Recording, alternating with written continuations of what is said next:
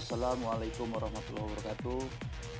Selamat datang dan berjumpa kembali di dalam suatu pembelajaran bersama mengenai proses pendaftaran perkara dengan e-court yang merupakan salah satu mata kuliah di dalam hukum acara peradilan tata usaha negara, Fakultas Hukum, kelas reguler khusus di Universitas Indonesia. Baik, e-court. E-court itu apa ya? E-court itu sebetulnya terdiri dari 4 tahapan. Tahapan yang pertama adalah e-filing, yaitu pendaftaran perkara online di pengadilan. Yang kedua adalah e-payment, pembayaran panjar biaya perkara online. Yang ketiga adalah e-summon atau pemanggilan pihak secara online, dan e-litigation atau persidangan secara online.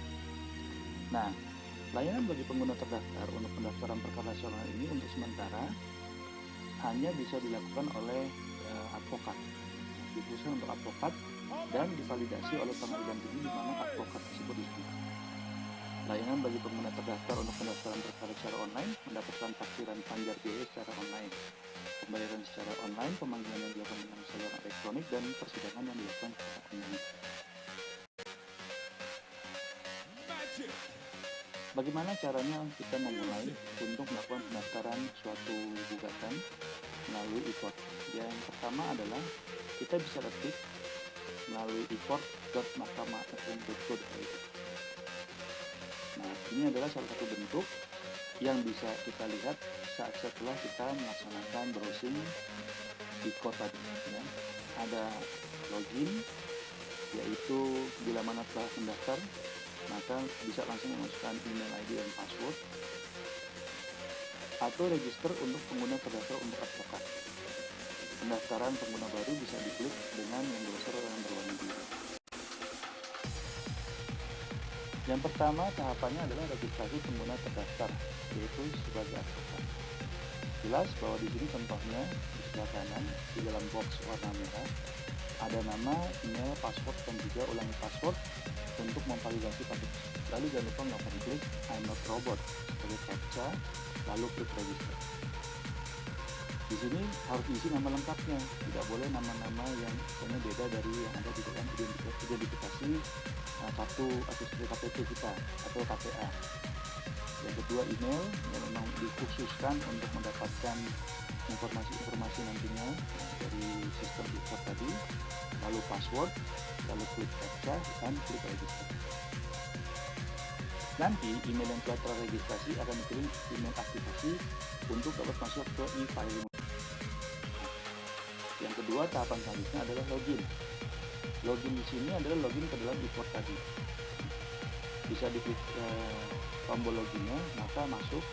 Contohnya adalah seperti yang ada di dalam gambar, yaitu memasukkan email saya pix2609@outlook.com, lalu passwordku contoh bintang 13 pagar.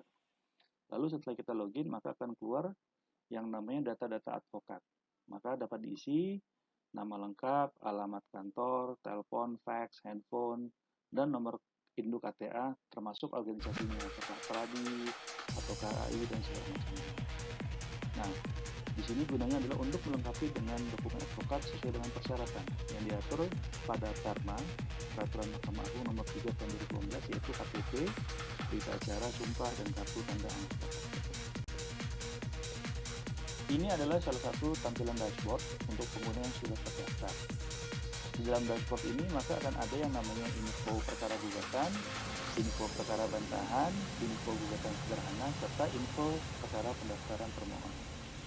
Dari kesemua itu memiliki info masing-masing, yaitu perkara yang berhasil mendapatkan nomor, lalu pendaftaran sudah dibayar, termasuk pendaftaran belum dibayar, dan total dari keseluruhan perkara yang telah didaftarkan atau yang telah terdaftar. Ini ada contoh passwordnya, ada info perkara bantahan, info perkara gugatan. Nah, setelah masuk, maka proses pendaftaran perkara di e-court adalah melalui elektronik SKUN. Pertama adalah pendaftaran perkara dan pemilihan pengadilan tinggi. Nah, pendaftaran perkara dan pemilihan pengadilan itu nanti akan mendapatkan nomor registrasi online. Tetapi nomor registrasi online ini bukan nomor perkara. Inilah yang membedakan antara pendaftaran, apakah pendaftaran lewat untuk untuk perkara tata usaha negara maupun perkara pidana umum biasa, maka bisa dipilih dalam pemilihan pengadilan dan juga pendaftaran perkara tersebut. Nanti akan ada jenis-jenisnya. Lalu masuk lagi ke dalam pendaftaran surat kuasa. Ya, sebagai advokat atau lawyer, maka biasanya klien kita memberikan surat kuasa untuk kita memproses pendaftaran atau proses pendaftaran perkara tersebut. Lalu selanjutnya yang ketiga adalah mengisi data para pihak, yaitu pihak penggugat dan pihak tergugat. Selanjutnya, upload berkas gugatan dan pengisian form tender persetujuan digital. Nanti akan keluar namanya elektronik SKUM atau ISKUM, yaitu dengan selesainya melengkapi data pendaftaran dan dokumen pengguna terdaftar akan mendapatkan taksiran panjar biaya perkara dalam bentuk elektronik SKUM atau ISKUM yang digenerate otomatis oleh sistem dengan menggunakan komponen biaya panjar dan radius yang telah disiapkan oleh ketuanya. Tahap selanjutnya nanti akan masuk ke dalam tahap ISKUM, e-payment, dan nomor perkara. Berikut contoh-contohnya. Yang pertama, komponen biaya panjar perkara. Nah, contoh-contohnya adalah pendaftaran, materai, redaksi, sumpah saksi. Ini perlu dibaca oleh advokat yang akan mendaftar. Selanjutnya adalah akan mendapatkan pengadilan negeri Klaten. Nah, di sini akan terdapat yang namanya surat kuasa untuk membayar elektronik SKUM tersebut. Nanti di sini akan ada yang namanya biaya-biaya yang akan keluar. Contohnya adalah biaya pendaftaran, biaya materai, ya, biaya redaksi atau biaya sumpah dan saksi dan segala macamnya. Ini bisa langsung dibayarkan lewat perbendaharaan kas negara. Yang kedua adalah e-payment, yaitu pembayaran. Setelah kita membayar, maka akan ada penyelesaian pembayaran pendaftaran perkara gugatan. Nah, sehingga nanti rincian pembayarannya adalah seperti ini. Akan diberikan namanya VA atau virtual account. Kebetulan kita bisa menggunakan Bank Negara Indonesia atau BNI, ya. Nah, ini akan ada email yang akan keluar. Nah, email ini nanti adalah untuk memberikan konfirmasi mengenai billing pengadilan dengan nomor VA yang sudah tercantum dan juga ada kode tagihan. Dan ini akan dimasukkan ke dalam email kita, akan dikirim kepada email yang dikirim sebelumnya tuh, yang dimasukkan ke dalam proses pendaftaran awal pada saat login.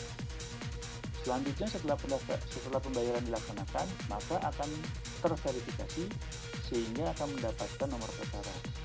Tanggal pendaftaran online contohnya di sini adalah 18 Juni 2019, maka akan ada terverifikasi oleh pengadilan negeri yang kita tuju. Nah, contohnya di sini adalah pengadilan negeri Mojokerto.